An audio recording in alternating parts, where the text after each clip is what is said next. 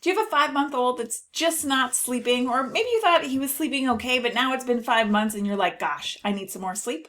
Well, you're in the right spot. That's what we're going to talk about today. Hey everybody, I'm Dr. Sarah Mitchell, creator of the Helping Baby Sleep method, the art and science of teaching your little one to sleep. And 5-month-olds are a bundle of joy. But if you've been sleep deprived for months, it's now starting to take its toll. Or it could be that you've just been sleep deprived for a few weeks. But in either case, you need more sleep. So let's talk about why kids struggle with sleep at this 5-month stage. Number one, it could be that they hit the 4-month sleep regression, which can happen anywhere between 3.5 and 4.5 months, and they started to wake up more at night. Previously, in the 3rd month, it was possible they were sleeping 6 to 8 hours, and now that all changed.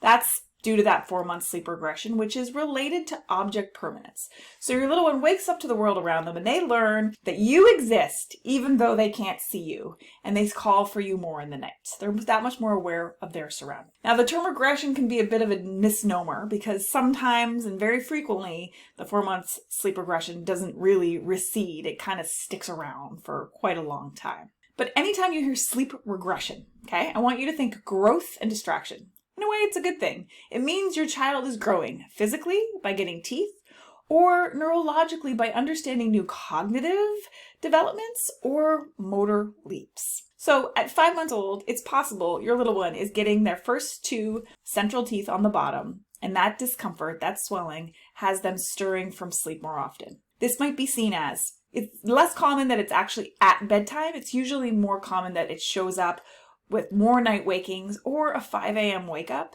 and shorter naps. Those are the most common things. In addition, you may notice some fussiness during the day with any kind of teething where kids are rubbing their face, their nose, or pulling on their ear because they've got some swelling and some inflammation and a little bit of discomfort happening there. The other thing that can be happening at 5 months with this regression is motor development. This is a really common time for kids to learn to roll. And often they can roll one way, but they can't necessarily roll back over, which can be very frustrating for your little person, especially if it's the middle of the night and they're tired and gosh darn it, they just want to be sleeping. This phase will last you probably 7 to 10 days, and you may have to go back in and flip them back over to help them be comfortable. The real key, though, is to ultimately get them to be rolling both ways during the daytime by giving them lots of floor time to play on the floor. If you have a little gym that has an arch over it, it's time now to be taking the arch off. They should be well over the stage of batting at toys, and now it's time to take that arch off and put toys around them to encourage the rolling. Because once a kiddo can roll and fall asleep on their stomach, they will generally sleep better. Even though the AAP always tells us to put kids down on their back, once they can roll both ways, they can comfortably sleep on their stomach, and most kids will prefer to do so. Aside from regressions, the most common reason I see parents have frequent night waking, we're talking more than, let's say, twice a night, is because that little person is stuck in an overtired cycle. The more well-rested your baby is, the easier it's going to be to get them to fall asleep and then stay asleep. It seems kind of counterintuitive. When I was going through this, we actually kept my son up later at bed thinking that he would become really tired and then he would sleep better, which you can imagine backfired immensely. He woke up every 2 hours to nurse from the breast, and by the time he was 4 months, he weighed 20 pounds because I kept just feeding him back to sleep because I didn't have any other tools at the time or realization of what his actual needs were. Not that there's anything wrong with that. If that's working for you, I totally get it. It's just I got so tired I had to really figure out why we were doing things. So timing. A 5-month-old kiddo in the daytime needs to be back asleep at the very most 2 hours from when they woke up from their previous nap. That's called a wake window. This applies to your bedtime too. So often I see parents trying to hit some sort of like ideal schedule of 7 p.m. to 7 a.m. Well, first of all, most kids don't sleep 12 hours a night. Most kids sleep 11. When I work with a parent at this age, our goal, if they're exclusively breastfed, is that they sleep 11 to 11 and a half hours and they have one night feed somewhere between 2 and 4 a.m. 12 hours is hard to get. It's easier if you have multiple feeds, sure. But if you want an independent sleeper who can put themselves to sleep and sleep well through the night, What I just laid out is a very realistic expectation. With bottles or formula, you can actually sometimes sleep all the way through the night. So overtiredness can lead to more night waking. So sticking to those awake windows, 2 hours max, that includes your bedtime. Bedtime could be as early as 6:15. We don't really want it any later than about 7:30. Reason being, circadian rhythm is one of the systems that garners our sleep, and most kids this age will wake up somewhere between 6:30 and 7:30. Then count back 11 to 11 and a half hours and your bedtime will fall in there. The next one can actually be your environment. We know that great sleepers have minimal distractions.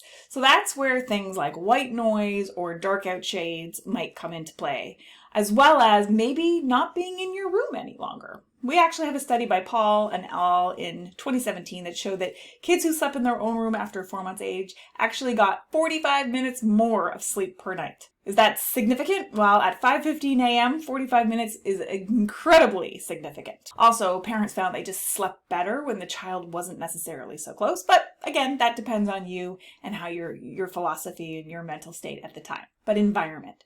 So, do you need white noise? I have a whole video, another one, about why you don't need white noise to play all night long.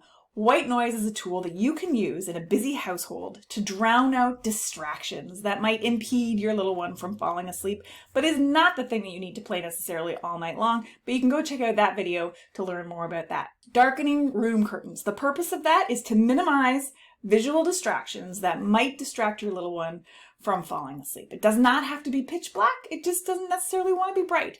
Think about yourself. You go on vacation, you go to a hotel room, you go to have a nap. It's always easier to fall asleep without the sun in there. My favorites are the Sleepout curtains. You can use my code HelpingBabySleep. Get the link below. They have travel version, which I really love. I use them on my own bedroom in the summer. And they also have a permanent version. And here's the thing, in the summer, we have more hours of sunlight all the way around. We have more in the morning and more at night. So those darkening room curtains can be really helpful at the end of the day and for those early morning wake-ups to help you minimize distractions. So don't forget about that. And then the third environmental thing is temperature. So you'll go and you'll Google and you'll check it out and it'll say somewhere between 69, maybe 68 and 71 degrees Fahrenheit is the ideal sleeping temperature. Here's the thing, there is no perfection here.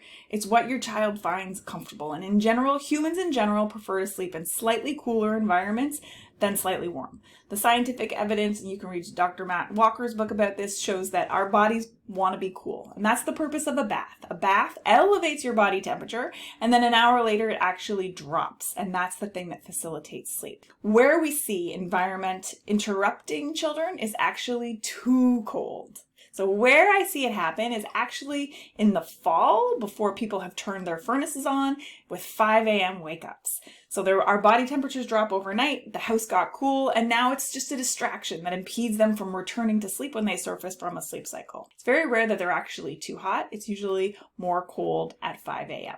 What tips can you do to help your little one sleep better? So number one is timing. For your 5-month-old, do not keep them awake more than about 2 hours, even if that means that your bedtime is 6:30. It's not too early. You can grab our sleep summary by age below. That'll take you through the next 2 years of their sleep life and what kind of awake windows you want to have by month. Number two, you can be changing their environment to minimize the amount of distractions. That could be white noise, that could be another layer or a thicker sleep sack, and that could be darkening curtains. Number four is talking about how your child falls asleep. So a sleep association.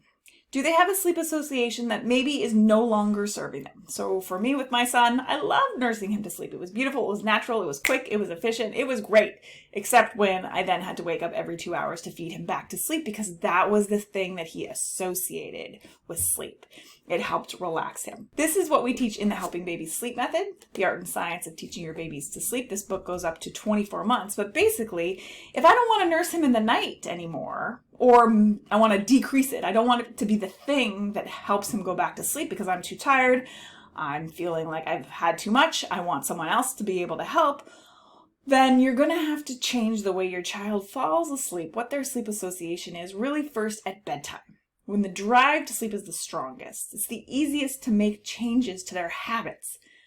The drive to sleep is physiological, but the way we sleep really is a learned habit. This is a habit. How do you unlearn or learn something new? That's what sleep training, if you know me, I hate that term. I like to think of it as sleep teaching because that's what we're doing. We're teaching our little people a way to relax themselves to fall asleep. So when they surface in the night, which all humans do, they can use those same skills. This is about skills to return to sleep. And it's our job to make sure we're setting them up for success with the daytime, the proper feeding times, getting enough food into them. That's the third pillar of the Helping Baby Sleep method is, are you an intentional feeder? Are you using food to soothe them, or are you using food to fuel them? The timing, and then responding. So when I go to make changes to the way my little one falls asleep, how am I going to offer to the tears of frustration that will likely come when they're tired and I'm not giving them what they've come to expect? 5 months is actually a great time to do this because you will have been sitting in the 4-month sleep regression probably for some time without it receding. You keep hoping it will, but it generally doesn't. So you're like, okay, I'm realizing that this probably isn't going to change too much. And you usually have less other variables at play. Teething is maybe starting once for those lower two, but your top ones aren't going to come in for many months. You also don't have the variables of massive motor changes happening like you do when they start to crawling and hovering on all fours. Like 5 months is a great time to do this. If that's something that you're interested in, you can check out on our other videos about sleep teaching, but also check out our book. It's on Amazon and Audible. It's for newborns all the way to 24 months. The newborn part is gentle newborn sleep shaping. The sleep teaching part, or really the sleep reteaching, because you already inadvertently taught your little one sleep looked a certain way, starts at 4 months or later.